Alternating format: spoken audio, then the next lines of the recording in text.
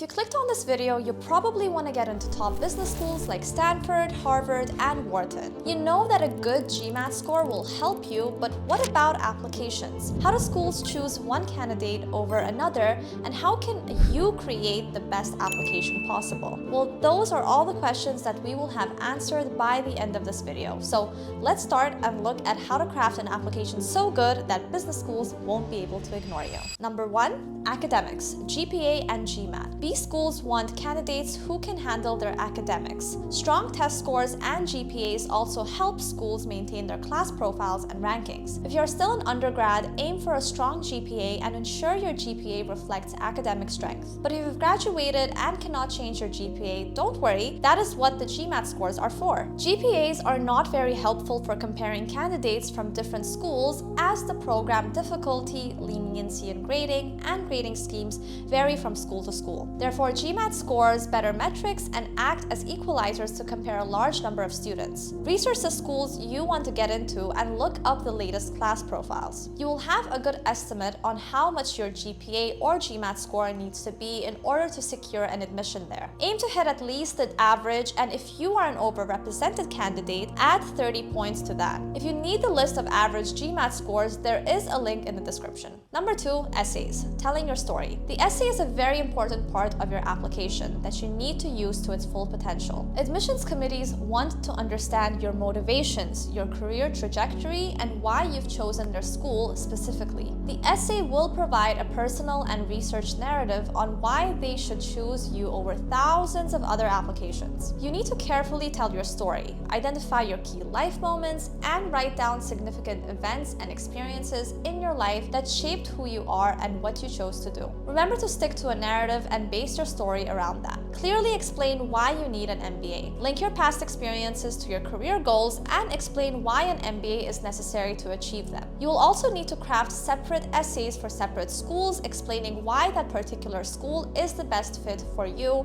and how you would contribute to the school. Use the optional essay wisely, and if you have a good reason for a low GPA or a gap in your resume, explain it. Provide context for any section of the resume that might raise concerns. Number 3, resume is one of the most important application components. Many business schools will shortlist candidates based on resume and test scores. Schools value applicants with experience at well-known organizations or those who have achieved exceptional results. If you have worked with a big brand before or have an outstanding achievement like selling a startup or getting great results on a project, emphasize them. Admissions teams are looking for leaders and those who have gotten promotions. Make sure it is easy to understand that you have been recognized with promotions. If you have a pending promotion, ask your supervisor to mention it in their letter of recommendation. Don't try to make your resume stand out by being strange or unusual. Using a familiar common format is always better. There's no bonus for being original in resume format. Check out our video specifically about crafting a resume. A huge mistake that people do is start explaining what they were working on in detail. For example, if you worked in tech, you need to explain what you worked on and what it taught you. Do not explain every step of how you achieved a result very technically. That is not what business schools are looking for. Keep a simple language throughout. So simple that even someone unfamiliar with your field can understand your accomplishments. Avoid jargon. It does not make you feel more professional. It only turns off the reader. One last tip, make sure your LinkedIn profile matches your resume. Admissions will be checking LinkedIn.